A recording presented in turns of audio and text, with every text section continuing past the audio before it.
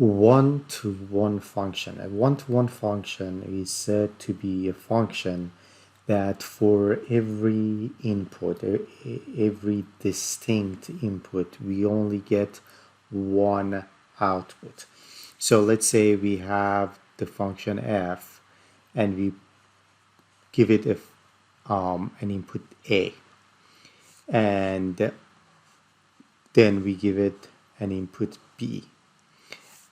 If a is not equal to b, then f of a should not be equal to f of b. That means that that function is one-to-one. So we have two different inputs giving us two different outputs.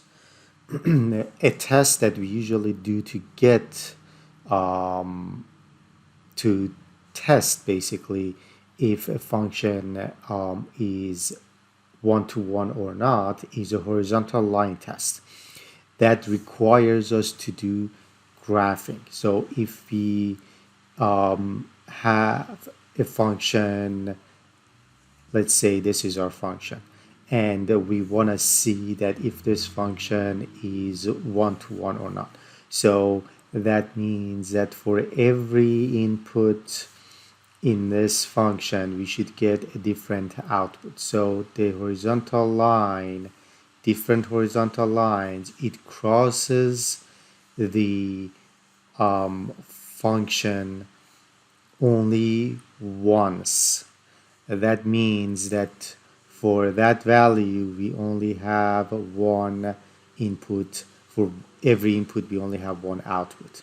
Now, on another graph, let's say this is our graph.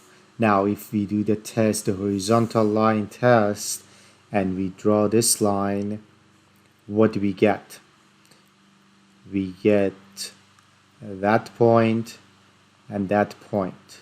So we have two different inputs and we have the same output value here. So this graph, this function is a one-to-one function, but this function is not because it fails the horizontal line test.